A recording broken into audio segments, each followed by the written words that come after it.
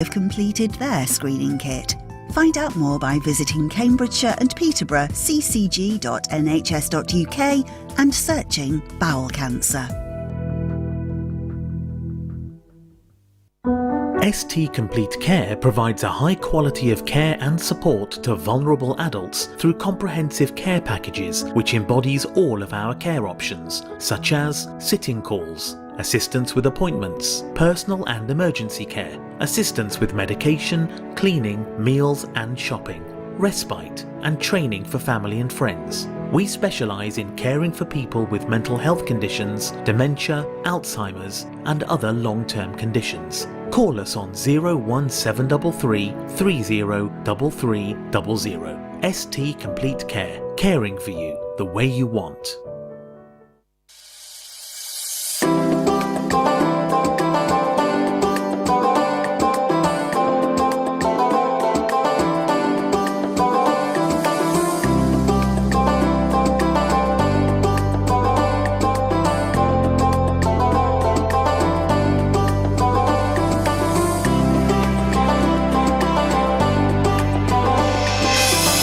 Peterborough's community radio station, Salam Radio, 106.2 FM. Assalamu alaikum. I hope you're well. Good evening to you. This is Amir Suleiman or Amir Suleiman. I really don't mind what you call me. As I always like to say, just be nice. We are live from Peterborough, Salam Radio 106.2 FM for Geared Up.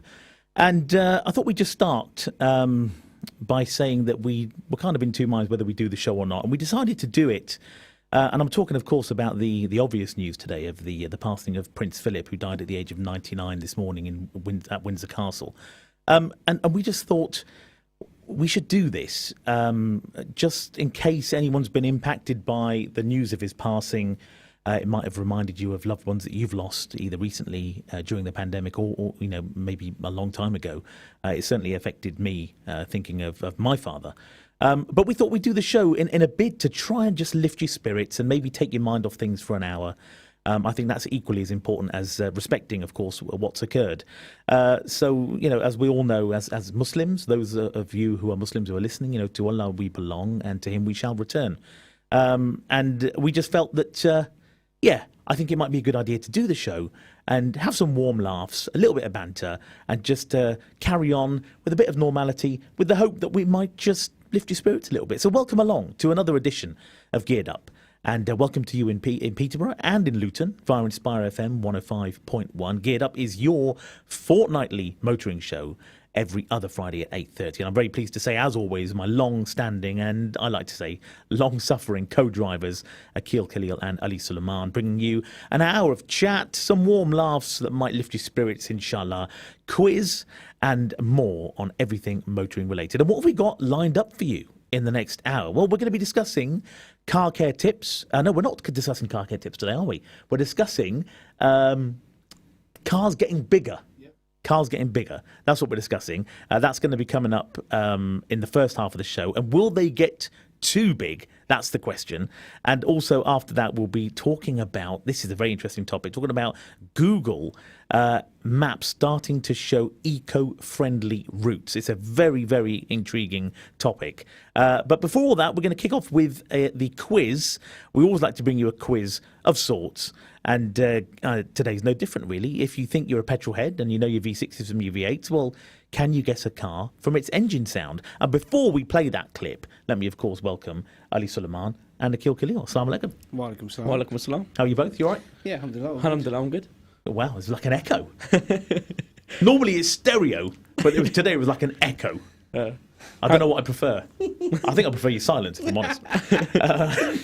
But listen, I need to ask you a couple of questions as usual. Akeel, how's your rear door seals? Leaking.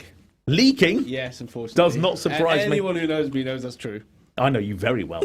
I'm very sad to say. And Ali, my son, how's your gearbox? How brilliant. It's good. Alhamdulillah. Alhamdulillah, his gearbox is good. Very good. Brilliant. Listen, you can get involved in the show as well. We'd love to hear from you, whether that be a comment or a text, or you can comment on the live stream if you're watching us on YouTube, Twitter or Facebook. You can text us 07411 191062, or give us a call, have a chat with us on air. We don't bite. I don't anyway. The other two might. 01733 602 133. Now, onto that quiz. If you think you're a petrol head, and you might, and by the way, Akeel and Ali don't know the sound I'm about to play. And you have no clue, obviously, what the answer is. But this is your engine sound. So we play you an engine sound each episode, and we ask you, and we'll reveal it at the end of the show, what you think it is. So I'm going to play the sound, then I'll give you the options. So this is this episode's sound.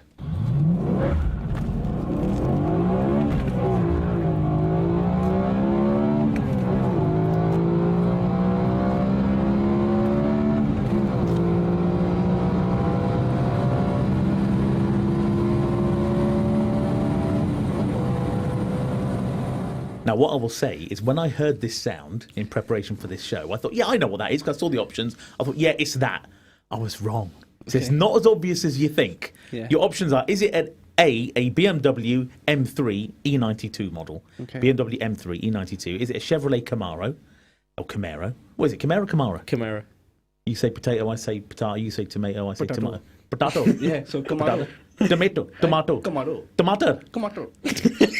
Tomato. We have just made a new car. New language. Just like that. Chevrolet Camaro. Camaro. Okay. Is it a Honda Civic Type R? Ooh. Or is it a Vauxhall Stroke Holden Monaro, which was in the last edition of Top Gear, if anyone watched it? I'm going for D. Oh, you're saying right, and let me write this down now. So this is where the admin comes in, see? Not only am I a radio presenter, I'm also an admin assistant. Which do I do best? Don't answer. D. D. D is, you said Akeel, yeah? And Ali? I'm going to have to agree. That was the first thing I thought, especially after the Top Gear episode. It kind of like rings true, if you know what I mean. Do you want to hear it again? Yeah, sure. Do you want to hear it again? Yeah, sure. So reluctant. Yeah, I'm sticking with it. You're saying D? Yeah, I'm going with D. Ali, what do you reckon? Hang on. You said it's not as obvious, so it might not be the Monaro. The Monaro in no way is obvious. That's true. I think it might be the Type R. Okay, cool. When we go with whatever your gut says, you are a driver. Right, at the minute, Akeel's saying D, it's a Monaro. He's not saying it's the M3. He's not saying it's the Camaro. And he's not saying it's the Type R. Ali, what are you changing it to?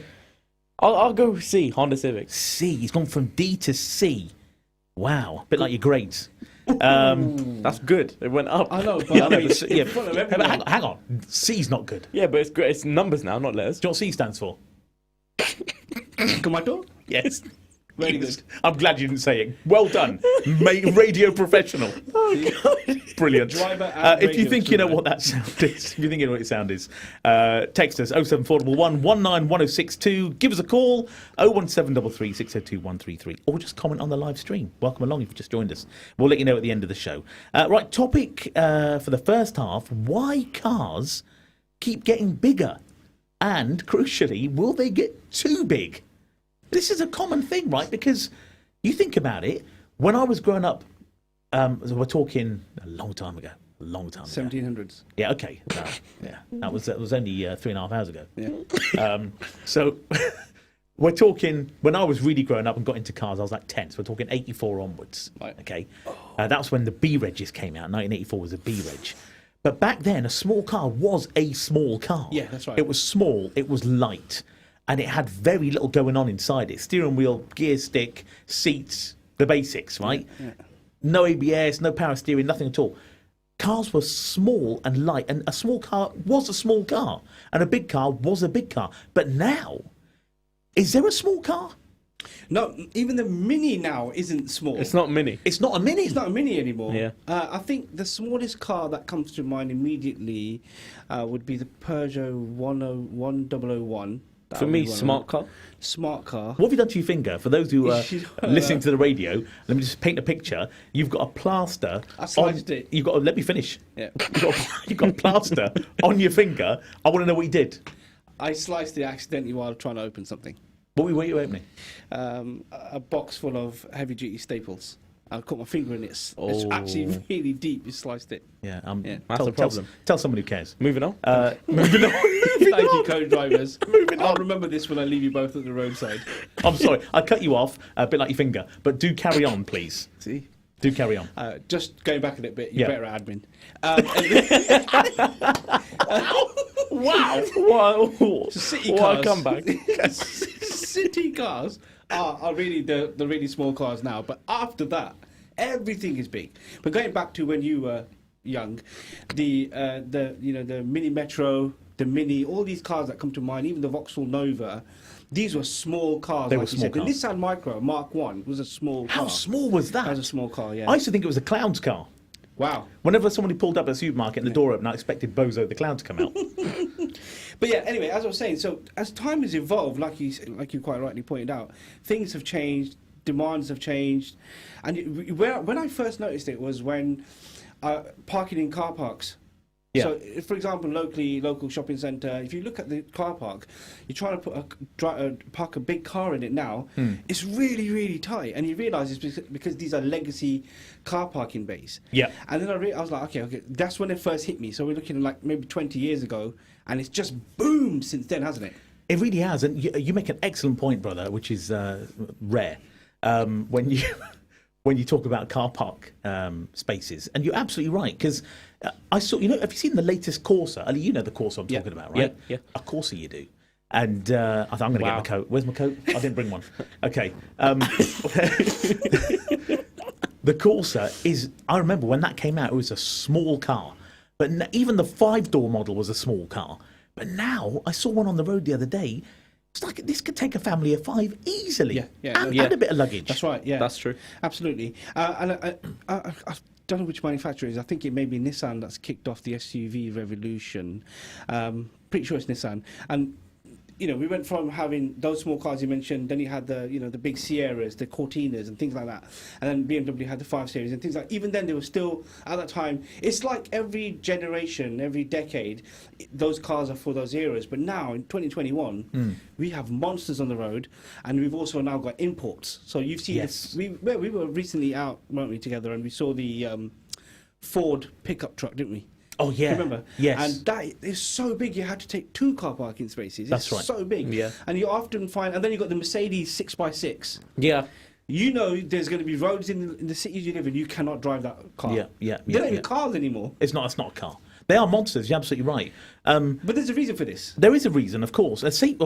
Chief reason, one of them is safety needs space. Yes. Right? So in the old days, cars were quite literally metal boxes with wheels, as I said earlier. But now they're full of things to make them safer than just these thin metal boxes. And cars are bigger because of the safety cells, airbags, crumple zones, and all the space to fit them in. And it's a fallacy also to think now that only big cars are safe. Even the small ones have got amazing NCAP crash ratings. That's right, yeah. And that also requires technology, doesn't it? Yes, it does. And it all has to go somewhere. You have certain manufacturers who can hide it more cleverly than others, and it's all within the design shape. And we all want a touch screen. We all want this, more powerful cars and et cetera, et cetera. Yeah. Double glazed windows, all these things. Yeah.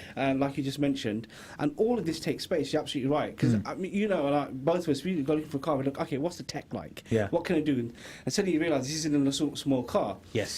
The new 3 Series that I've got, as you know, is known as the Baby 5. It's so big. It's so much bigger than the last one. It's a big car. Yeah. The Tesla that you have, that's not a small car. No. Bout are very big. Bout are very, very big compared to their predecessors. Yes. And you could probably say that most of the cars in the last 20 years the models of those cars are bigger than the ones they were before. And it is driven by demand, I think. And that is true because... the Golf, VW Golf, now it's like 7th, 8th generation, I think. 8th, yeah. It's grown by 7 inches wider. Yeah. That's crazy from the original one back in 74. That's 7 inches wider. That's huge.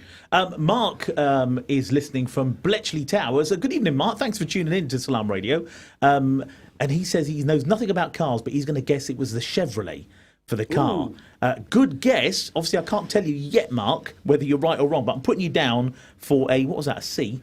No, that was a B. That was a B. That was a B. Well, we've got 3 different answers. So Mark in Bletchley Towers, once again, thanks for listening, Mark. Mark thinks it's the Chevrolet. Ali thinks it's the Type R, right? You changed it. Yeah. And Akeel, you think it's the Vauxhall. The Monaro. Monaro, yeah. Okay, interesting. We'll play that clip again in a little while. Interesting point you were making there, Ali. Once again, makes a change.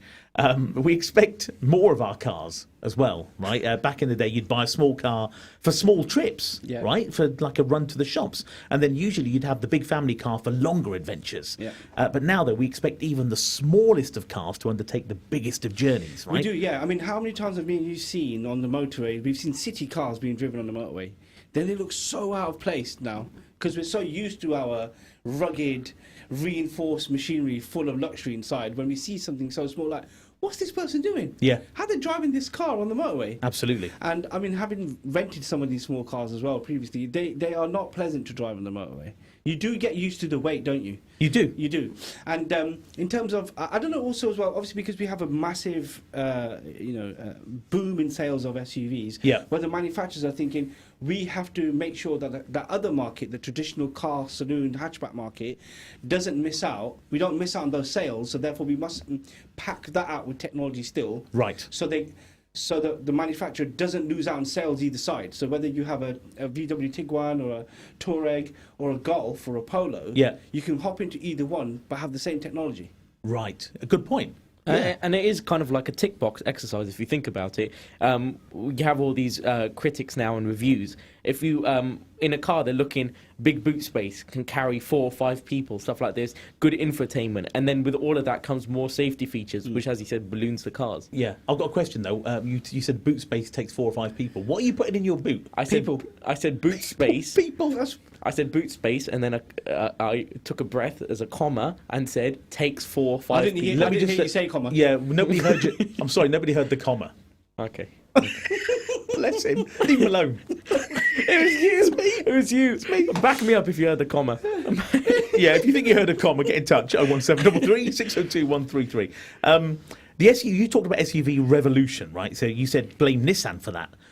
Talk to me more about that. So you think it was Nissan that Was it the Qashqai, what's the Qashqai? So I did an exercise. I don't know if my friend's listening. Joel, if you're listening. Me and Joel, we do a lot of business trips together.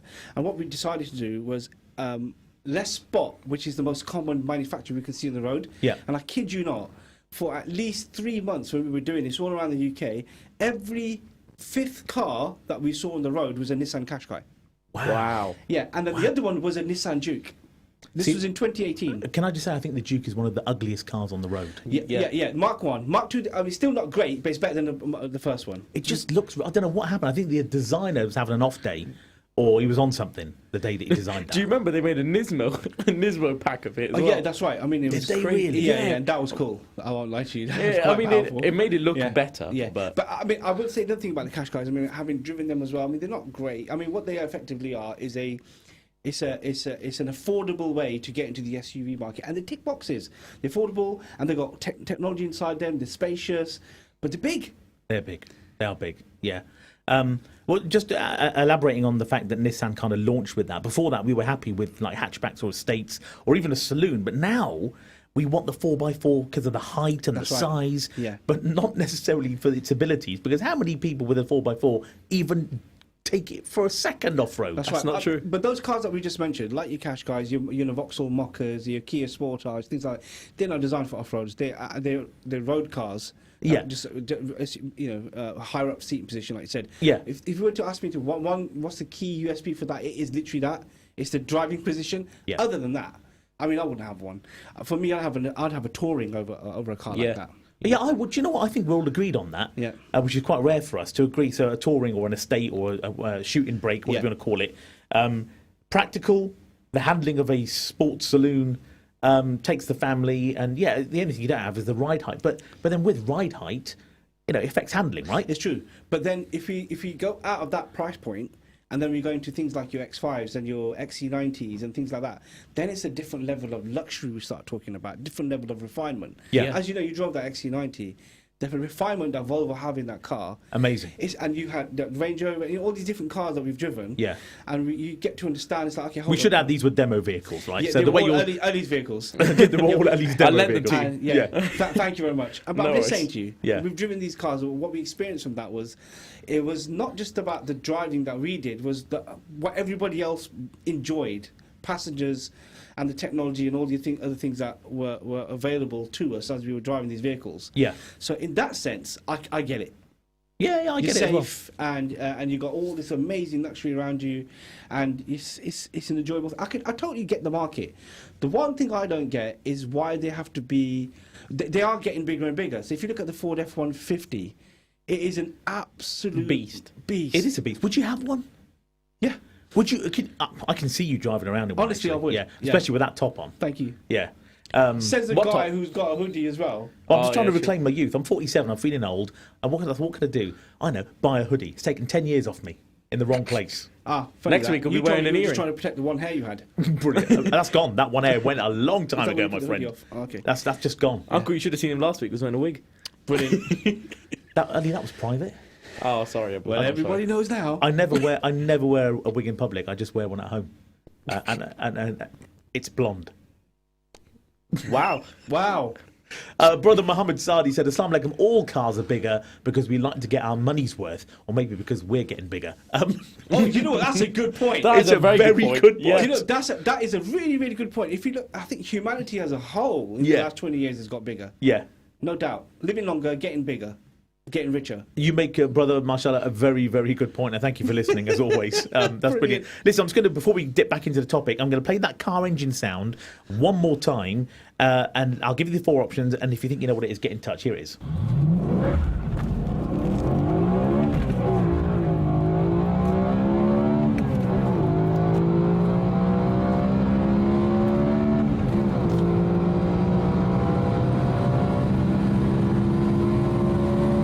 Quite distinctive, that is. If you think you know what that is either A, a BMW M3, an E92 model, if that means anything to you. It should do if you're a petrol head.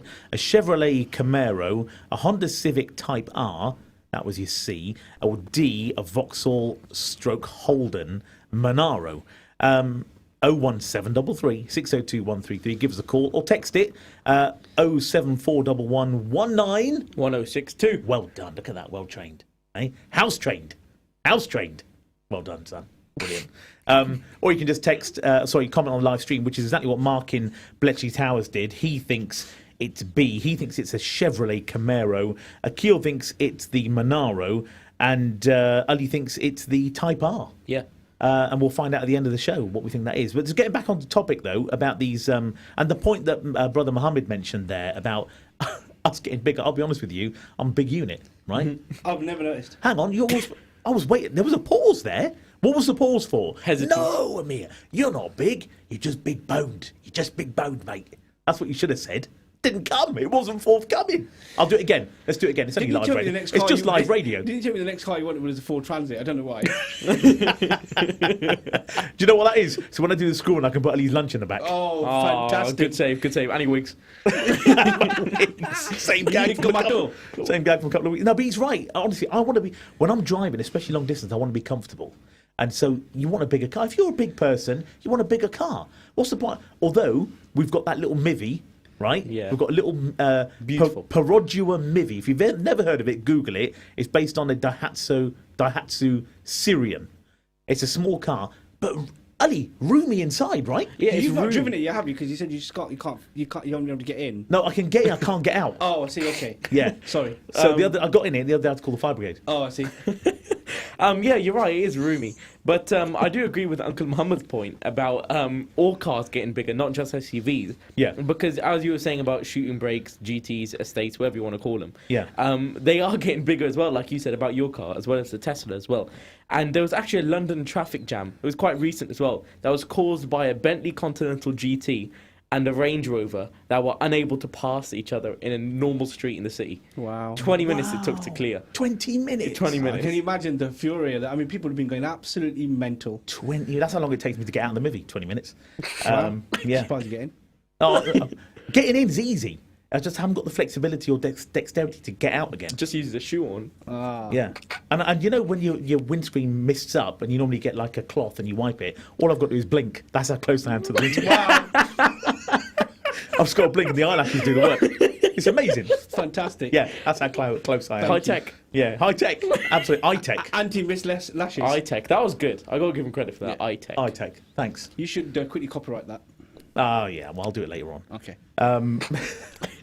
By the way, it just reminded me actually that when I was, I would have been about 15, my dad had his first Volvo. It was a Volvo 240 GL estate, and he was trying to sell it, right? So I remember we were in the post office, and he saw somebody new, and he said, "Do you want to buy my Volvo?" And the bloke said to me, "Is it an estate?" And he goes, "No, it's in good condition." That was good. True story. Was it a true story? Was it a true story? No, it wasn't. Okay, finance. Let's talk about finance quickly, right? We've got a few minutes. Yeah, once upon a time, you paid a deposit, you paid a bit of money every month, and then at the end of the 3 years or whatever, you kind of rinsed and repeated and bought another car. But the amount you paid reflected the amount of metal, as it were, that you ended up with. Okay. But now the finance market is so competitive that you can get a lot of car for not much money per month. And because of that, we've been buying bigger cars. And because of that, manufacturers make more of them. So that's another reason why bigger cars are on the road, because people want them. Yeah. And if they want them, they're going to make more of them. Yeah. And making them accessible, aren't they? Accessible. That's the thing. It's, you know, PCP, personal contract purchase, is the by far most popular way of buying a vehicle, not buying a vehicle, having a vehicle. Yeah. Because you never own it unless you pay it off at the end of your PCP plan, whatever. But that is by far because it's the lowest monthly payment. But of course, the best way to buy a car is, of course, if you've got the cash to buy it outright. That's the best way to do it. Yeah. But a quick question to you both: is bigger better for cars? Depends, because as you said before, first of all, it depends on what car it is. Firstly, because bigger is better depending on what the base was, like the Nissan Qashqai or the Juke, or like a Pontiac Aztek or something like that.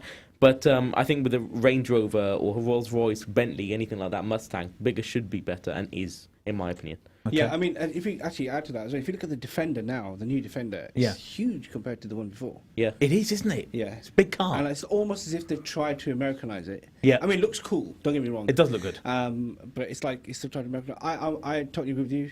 I think certain marques should be big. Yeah. And other ones, they're just gonna. I don't see an end in sight. The only issue I have with, and I have no issue with it, by the way, as well. No issues. Infrastructure is my concern. Infrastructure. Yeah, so parking and roads and things, and we know the roads aren't going to get any wider. So then, what happens? Do people start thinking, hold on, I'll have to get a second car to drive around where I need to, but other than that, it'll have to be big cars. Good point. We're coming up to an ad break. Do stay tuned. After the break, we're going to be talking about these new eco-friendly maps from Google, which is actually quite intriguing. Stay tuned to that. Geared up for your next half in 2 minutes, 4 minutes, inshallah. Stay tuned to Salam Radio after this short ad break. Looking to improve your living space? Plan your dream home with AB Joinery Kitchens and Bedrooms. We design, manufacture and install your perfect kitchen or bedroom to your personal space and taste, with clever storage utilising every inch. We pride ourselves on our exquisite attention to detail. Let AB Joinery Kitchens and Bedrooms plan your perfectly tailored space fitted around you. We also offer bespoke services for understairs storage, TV units and feature walls, all designed and manufactured by us. Call us now on 01733 686 767 or visit abjkitchensandbedrooms.co.uk. Open to the trade and public. AB Joinery Kitchens and Bedrooms, Unit 3 Brassey Close, Peterborough, PE1 2AZ. Plan your dream home with us. abjkitchensandbedrooms.co.uk. Bowel cancer screening saves lives. The NHS sends everyone aged 60 to 74 a free home testing kit every 2 years. Using this test is easy and hygienic. Ask your parents and grandparents whether they have completed their screening kit. Find out more by visiting Cambridgeshire and Peterborough ccg.nhs.uk and searching bowel cancer. अब खुल गया है देसी restaurant, तो क्यों ना आज ही अपने घर वालों के लिए खाना ऑर्डर करें। हमारे पास fish pakora, chicken pakora, charga steam chicken, lamb और vegetable samosa, biryani, pizza, falooda, jalebi, gulab jamun, samosa chaat, fresh chicken और लेम हांडी, लाहौरी चना और बहुत कुछ। ये सब अब आपको मिले सिर्फ और सिर्फ देसी रेस्टोरेंट में। आज की स्पेशल ऑफर निहारी और पाए 1 नान और रोटी के साथ सिर्फ 6 पाउंड में। स्पेशल लंच टाइम ऑफर दिन 12 से 4 बजे तक। चिकन और लेम कड़ी 2 रोटी के साथ सिर्फ 6 पाउंड में। मिक्स वेजिटेबल कड़ी और तड़का दाल 2 रोटी के साथ 5 पाउंड में। तो ऑर्डर करें अभी देसी रेस्टोरेंट online.com पर और ऑनलाइन पेमेंट करें बिल्कुल सेफली और कॉल कर सकते हैं 01733555795। हमारे पास डिलीवरी भी मौजूद है और 10% डिस्काउंट के साथ आप खुद कलेक्ट भी कर सकते हैं। 298 लिंकन रोड, पीटरब्रो, PE1 2ND। देसी रेस्टोरेंट, आपका अपना पसंदीदा और मयारी खाने अब पीटरब्रो में। Park Foods now has free car parking. That's right, park for free for up to 1 hour at Park Foods, the largest ethnic supermarket chain in the East Midlands, now open in Peterborough with the biggest ethnic supermarket in Cambridgeshire. Fresh quality fruit, vegetables, dairy produce, halal meat and poultry delivered to us every day. Park Foods carry a huge range of brands from around the world and thousands of products in our daily use household range, and all under one roof for a one-stop shop experience. Shop in comfort and safety in our large, clean and friendly store. Come and try the difference. All government COVID-19 rules followed. Park Foods, 232 Lincoln Road, Peterborough, PE1 2NE. Open 8:30 to 8 Monday to Saturday and 11 to 5 on Sunday. Remember, now park for free for up to 1 hour. No more pay and display. Yet another reason to shop with ease at Park Foods. If you have an idea for a show and want to get involved, email info@salamradio.co.uk. Indeed, you can get in touch with us if you've got an idea for a show. Yeah, just repeat that again, info@salamradio.co.uk. This is your community radio station. Get in touch, drop us an email. One of us will get back to you and we'll start a chat, a conversation, and hopefully bring you on air and with a show of your own. How about that? Sounds good, doesn't it? Well, I hope it does sound good. You're listening to Geared Up. It's Salam Radio 106.2 FM. Warm welcome to you here in Peterborough and to our listeners in Luton via Inspire FM on 105.1. Just quickly, if you just joined us, we're doing the show today in a bid to kind of lift spirits. You know, it's a depressing day today. Major news, of course, about the sad news of Prince Philip passing away at the age of 99. But we thought we'd do the show anyway and try and lift a few laughs, a few smiles, and maybe take your mind off things for an hour. And I hope we're doing that. That's the intention today. Respectfully acknowledging, of course, the sad passing away of Prince Philip. But anyway, we must press on in the interests of time. I'm with my co-drivers, Akeel and Ali Suleiman. Assalamu alaikum to you both. Assalamu alaikum. Oh, see, it didn't work, did it? So I need to share it with the listener, right? So during the ad break, my son, I'm going to say it. During the ad break, my son said, Uncle Akeel, when he says Assalamu alaikum, why don't we say Assalamu alaikum back in stereo? But you failed miserably. No, sold you out on because air. last time, second show. But that was right, unrehearsed. It was beautiful. Yeah, but we elongated the of it, so we have to. Also, I'm really sorry. I felt pressured by you. Do you know what's just happened? What's that? He's blamed you for getting it wrong. I know, that's what I just said, but I'm also saying I'm really sorry for letting you down. I felt pressured. Yeah, do you know how to use a microphone, by the way? You have to turn and face it. Yeah, no, I'm just saying, Okay. I feel really pressured right Yeah, now. I didn't train you, I'm sorry. Yeah. So, house trained. house trained. I also have an additional issue, and so... Yeah, let's not talk about that. Let's not talk about that. It's a different body, health and mind. Right. What have we got next? Google Maps to start showing eco-friendly routes. All the details on that coming up, and Ali will bring us his usual feature on the latest new car releases and general car news in Ali's Car Catch-Up, plus your quiz question for today as well. I don't know. I'm just trying to release today a little bit. Do you know what I mean? It's been a weird day. So wrong show, body, health and mind. Thank you. Throwing my joke back at me. Thank you very much. Before we get into the second topic, let's hear that car engine sound one more time. If you just joined us, which car is this? I'll give you the options in a second. But which car do you think this is?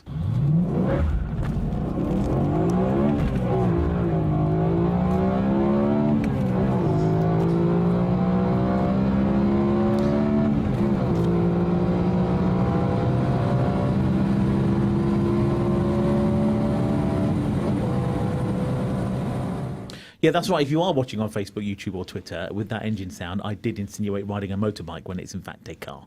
I've got no excuse for it. I just felt like doing it. Is that a BMW E92 M3? Lovely car, that is. Lovely car. Oh, my mic went for a minute. That's weird. Is it B, a Chevrolet Camaro? Is it C, a Honda Civic Type R? Or is it D, a Vauxhall Monaro?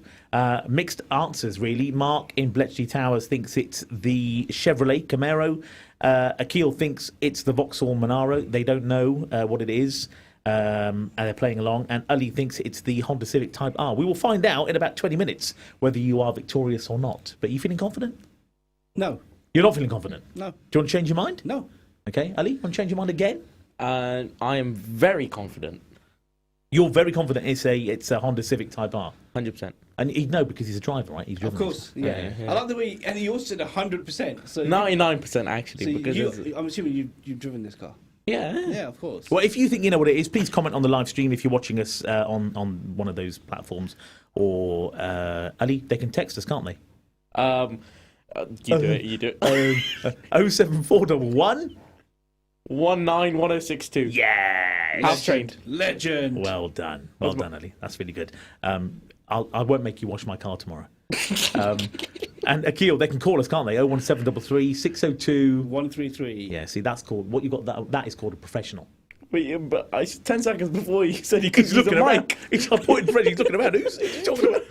Professional. Professional. Yeah. You are the professional. I've just remembered. Everything's come back to me. You know he's a professional. He's a professional, but let's not talk about what he's a professional at. Everything. Everything. Okay, right. I'm really interested in this topic because I don't know a lot about it, and I'm expecting you to educate me on this. But Google Maps are going to start showing eco-friendly routes. So they'll start directing drivers to routes it calculates to be the most eco-friendly based on a list of factors. What do we know about this, Akeel? Yeah, I think obviously we know Google and Apple, but certainly Google for what we're talking at least a decade now have had cars being driven around the world. Yeah. But let's talk about the UK, where they've just been monitoring traffic, they've been snapping things for Google Street View, and so on and so forth. So all this data, what they've learned is about people using their app, using Google Maps and things like that for their journeys, satellite navigation and points of interest and so on and so forth. And 10 years from that point, they're now going to use this data and allow you, when you put it, let's say you wanted to go to Buckingham Palace. Yeah. And it would show you, normally you get 3 routes, don't you? You get the fastest, you get the shortest. And I think the other one is Is it via all the kebab shops? Yeah. Yeah. That's it. Let's go with that one. Let's go with that. Right. I don't know what the But third now, one I is. think what they're going to go, they're going to give you an eco route. Oh, okay. Yeah, so they're going to say, right, okay, if you go this way, they've taken into account how many emissions it's going to be, and what they've calculated in all the data that they have is actually a few minutes here and there, maybe 10 minutes maximum.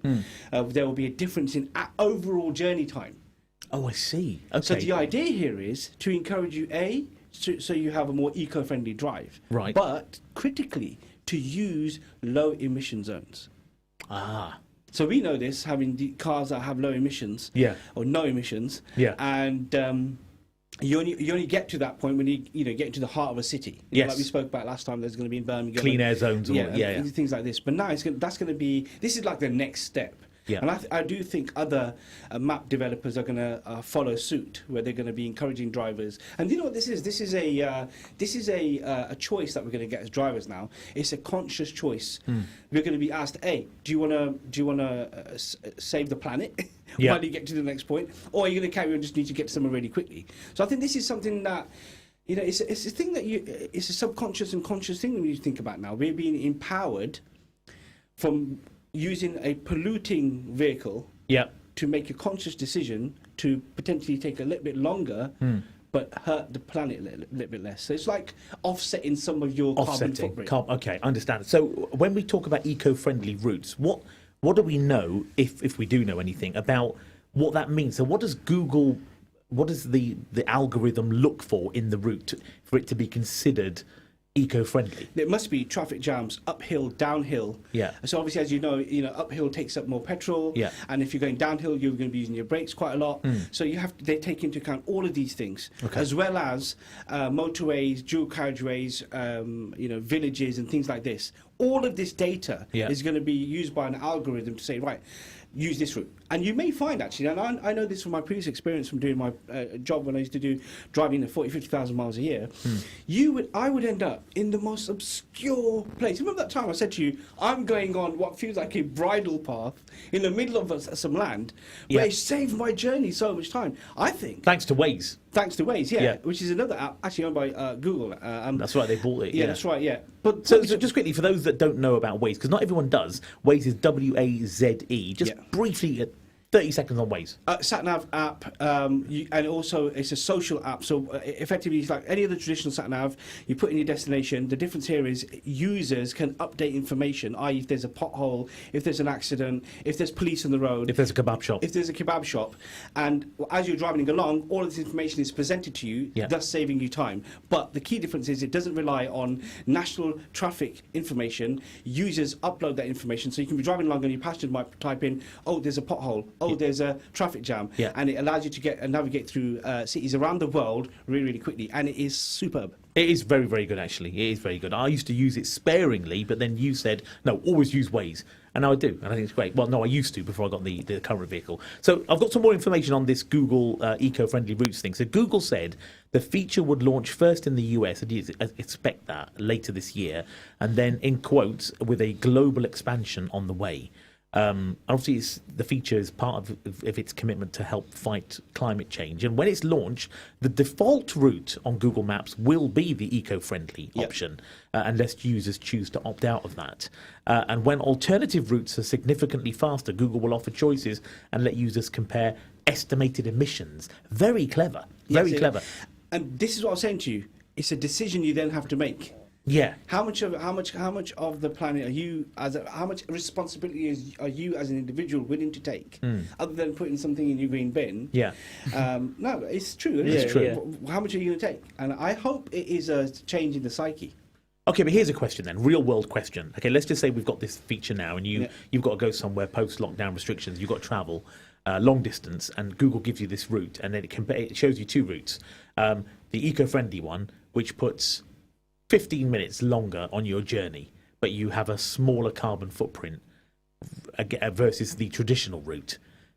Honestly speaking, if you're on a business development manager role and you're on a working day and things are back to normal and you're travelling to a meeting, would you take the longer route? Yes, and the reason being is, and I know you would as well, is because we were always prepared and we'd always leave early, so it would not make a difference. Good point.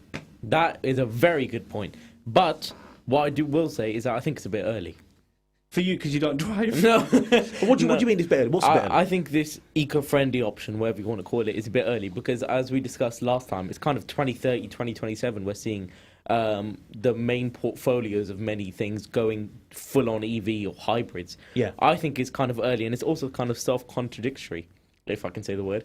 It's also kind of it's contradicting itself because a sat-nav is supposed to get you there the quickest time. Yeah. And I think after it really fully implements it, and it gets the data from the users who's actually using it, I think will be way more if almost most of it will go towards a speedier route. Because I don't think people say they care, but then I think when it comes to saving time, I think they'll just press this speedier route. But do you not think that this is a starting point? Because in society, we're just, like you said, it's effectively the world is running, it's like a rat race, isn't it? Yeah. You know, and this is, Google is trying to put a marker down before we get to that point. Because if we can get to 2030 where everything's supposed to be EV and all the things like that, and we're already conscious about our carbon footprints as individuals using cars, surely this is a starting point. By the time we get there, we're used to taking the less emissions zone. When Ali says that sat-navs are supposed to take the quickest route, you're absolutely right. Traditionally, they are, but there's nothing to stop sat-navs changing to this way of thinking, because we all have to do our bit towards climate change, right? And some of us drive low emission vehicles, no emission vehicles, and that's going some way towards it. Although it's going to take time before that really kicks in. 2030, of course, there's a ban on the sale of new petrol and diesel vehicles, but there's going to be lots more used cars still going around. But this is, I think you're right, Akeel. I agree with you. It's a step in the right direction. It is much needed. But not everyone uses Google Maps, right? No, this is true. So this needs to be across the board eventually. It needs to be on inbuilt, what's the word I'm looking for? Proprietary sat-nav systems in cars. and also Waze and Apple Maps and all this stuff. I actually think you're right. I think by the time we get to 2030, the manufacturers will have that part of their cars will have low emissions because they're giving you an EV in the first place. That's right. I do think so. Yeah, that needs to happen. I agree. Yeah. Okay. Interesting point. It also says, by the way, in the article, that its road data factors in slopes and inclines, like you said, Brother Akeel, from its own Street View cars feature, along with aerial and satellite imagery. So there's a lot of data for this to be working on. Staggering. It is staggering. It really is. Siddharth Pathak is his name. It reminds me of the pickles, the achar. Pathaks. Remember Pathaks achar? I'm getting hungry now. I'm getting hungry. Ali, we've got, how long have we got to end of the show? You quickly get home. Yeah, go on. Get You never have a jar when we have a... No, but just the taste of a jar, that tangy. the tang. Buttocks on your tongue. Very good. Yes, I love that. So so if anyone doesn't know what we're talking about, a jar, it's like it's a pickle, mango pickle or lime pickle. Very nice. Anyway, this guy, Patak, this achar guy, he's a partner at consultancy firm Kearney, right? And he says this is a great example of three trends coming together: the data, sustainability and consumer choice. And that, in a nutshell, encapsulates exactly what this is. He said it will also push those on the fence to make a deliberate choice of speed over sustainability and often cost. Yeah. And I think that's what you're saying. It boils down to that, absolutely. But there's another angle to this. We've got about a minute left. We can talk about this. From June, Google will start warning drivers about to travel through low emission zones where some vehicles are restricted. And these are common in countries like here, Germany, France, Netherlands, and Spain. So that will also be a feature on Google Maps as well. Wow. And Google Maps users will also be able to compare car, cycling, public transport, and other travel options in one place instead of toggling between different sections in a new feature being launched this year. So loads of things coming from Google Maps. Interesting topic. Yeah, Thank you for that. Quick reminder. Actually, no, we'll just do the reveal now because we're a bit short on time. Ali, it is time actually that we need to ask you for your Ali's car ketchup. So, Did you say ketchup? Sorry. I'm pretty sure he said ketchup. Car ketchup. Oh, it's ketchup. So before I Car ketchup. Okay. Red Mike. Before we start getting into the proper car things, I would like to something that I saw in the news, and it was really quite nostalgic. I know I wasn't born then, but it's still an icon in my head, especially when I saw it in person. Yeah. The Bugatti EB110. I know you don't like this car that much. Wow. I've seen it in person. Yeah. I've seen it at Maranello's in Egham in Surrey. There's a garage there that sells used Ferraris, and they had a Bugatti there, an EB110 in that blue that it comes in. That kind of, it's almost a royal blue, I think. Yeah. But yeah, the EB110. I think it's a terrible looking car. You telling me you like it? I like it, and you've seen it a second time with me at the London Motor Show and we saw it in black next to a Jaguar XJ220. Oh my god. That's a car. But I love the EB110 because it's a milestone car, if you think about it. Back in the day, I think it was the fastest for a bit, wasn't it? It was very fast Until car. Jaguar came along with theirs. The XJ220 beat that. Yeah. But I think it was called the 220 because it could do 220 miles an hour. Is that Yeah, right? In that's right. theory. Yeah. In theory. That's what- Did you say this Bugatti? How old's this car now? It's turned 30 years old 30 yesterday. Wow. Which is crazy. It is crazy. So now getting on to proper car news. So you know how lots of different car companies, they're not only they're investing in their cars, they're also investing in many other things like furniture, watches, clothes wear, stuff like that, merchandise. Well, Bentley have taken it to the next level, joining some other companies. Who have? Bentley. Oh, Bentley. And they called it Bentley Residences. So it's Bentley Homes. Wow. So Imagine the Lota. Oh, man. Right now. Right now. That would be amazing. Amazing. Gold-plated, velvet on the outside. Now we're getting Saddam levels. Yeah, carbon fibre spout. Wow. See what I'm talking about? lightweight, because you need to do the... Easy. No, you don't have to do any of that. Remember, it'll be voice activated. Voice activated. Level required. Level 5. But Please anyway, state your level of washing. can we get back to the car news, please? And you can listen to, you can use different languages. Garabani. You know what I mean? Okay. Please state level of government. Sorry, Ali. I'm sorry. That's jokes. You carry on. I hope they're all part of these Bentley residences. Yeah. I actually really want one of those now. But anyway, they are Bentley residences. They'll be about 750 feet tall, 60 plus stories. It's a building located, I think there'll be more later on, but right now it's located in Sunny Isles Beach in Miami, Florida. So it's not completed yet, but when it is, it will contain more than 200 luxury apartments. And this is, quote, built for residents who expect the very best in design and quality. What this means is if you've got a Bentley, this is the place for you. Well, we know your dad's in, straight in. Miami, Florida. Oh, he's in. Brilliant. But Miami's skeggy. Trust me, Ali, if they've got carbon fibre latte, I'm in. Yeah. But yeah, so the I'm sorry. I'm really sorry to cut you off again, but I've got to ask Brother Akeel here to explain to our non-Muslim listeners, non-ethnic listeners, what a latte is, please. Would you explain that? It's a... it's like a jug, really, isn't it? It's like it's like a plastic jug used for this. ablution. Ablution. Very clean. Well done. Very good. You handled that beautifully. Thank you. Just like you handled your latte. Yeah, no, that's voice activated. Oh yeah, okay. Ali, carry on. I'm sorry, we're short of time. Carry on. But yeah, so the building has been designed by a world-renowned architectural firm. So it really is top of the list. Amazing. You can either spend... So the reason why I think Bentley and many other car companies are putting into this is because the company can either spend billions to develop EVs and avoid fines if they fail to meet emission targets, especially in the EU. Yeah. Or you can spend billions paying these fines. So that's why I think manufacturers make other things that aren't cars for three. It's easier, it's more profitable, and also, what was I going to say? It adds to the lifestyle. It adds to the lifestyle of the car. So, Polestar now, moving on to Polestar, which is kind of up and coming an EV company. Yeah. They say that they will build the first zero carbon car by 2030, which I think is really in line with the whole emission deadline and stuff like that. Yeah. So Polestar said in their first annual review and sustainability report that they will look to build a truly climate neutral car by removing all of the CO2 involved in the production of the car. So so they're really going at this. Yeah, we rarely see this because I know with Tesla they're a zero emission car, but a lot of production produces CO2 goes into making it. So this will really be a milestone. A milestone for Polestar. Well, it's a major milestone. It because really is. climate neutral is something that we really need and haven't been delivered yet. Yeah. They haven't elaborated yet on how they will build the car with zero carbon emissions, but they have started laying the building blocks for the new project, and I'm really looking forward to this, to be honest. It sounds amazing. That does. It really does. Now, moving away from EVs and homes and stuff like this. So Morgan, as I know, really lovely company. I love their cars. Yeah. So they are making a brand new three-wheeler, which they're kind of renowned for. Yeah. For 2022.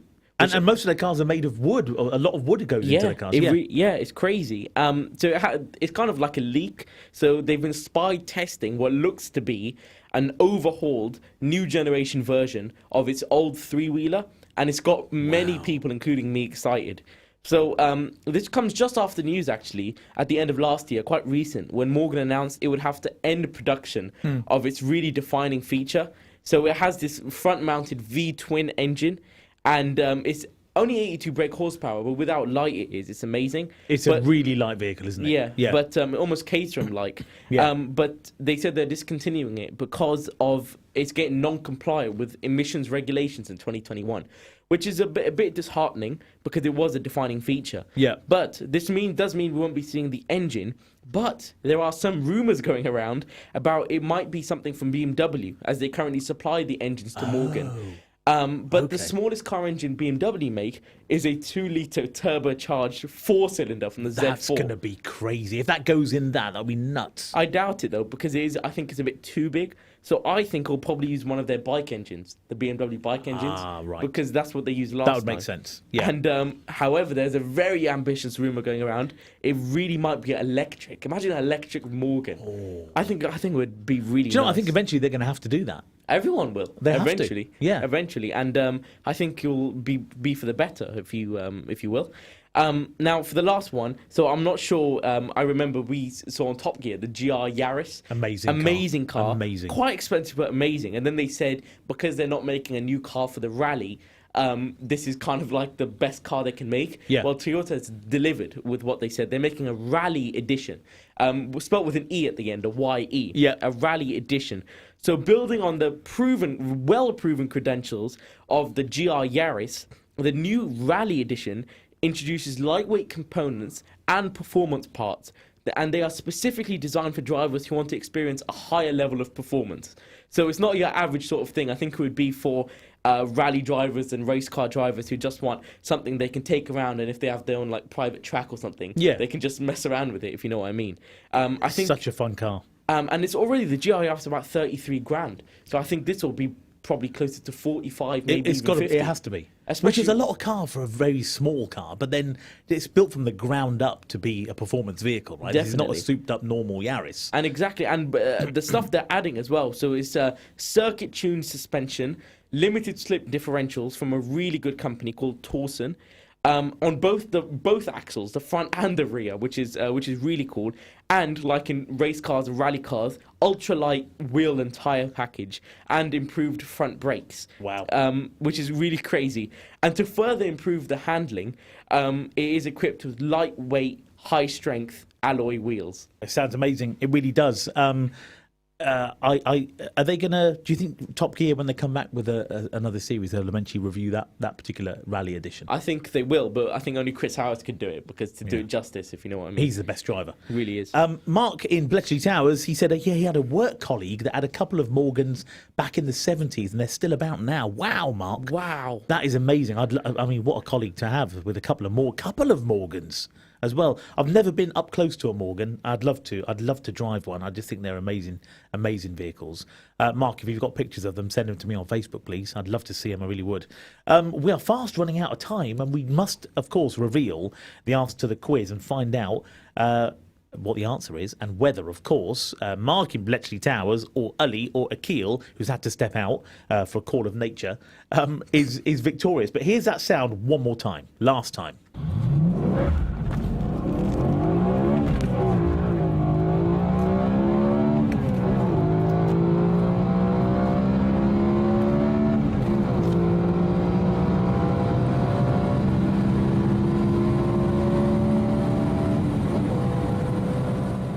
Very distinctive sound, that really is. So your options were A, a BMW E92 M3, a B, Chevrolet Camaro, C, Honda Civic Type R, or D, the Vauxhall Holden Monaro. The answer is actually, Ali, A. It's the BMW E92 Wow, M3. no one got it. Nobody got it, I'm Wow, afraid. wow. And that's what I said. It was a very surprising indeed. Thank you for having a go, Mark in Bletchley Towers, and of course Ali and Akeel. If you were playing along at home and you got that right, well done. If you didn't, it was a pretty tough one. That's about all the time we have. Please do stay tuned to Salam Radio. Tomorrow at 1 o'clock is What We Zed, the show for Gen Z, and we'll be back after Eid, after Ramadan, so 21st of May, inshallah. Assalamu alaikum, stay safe. You're listening to Salam Radio, and it's now time for Isha Azan. This Azan is sponsored by UK Islamic Mission, serving humanity since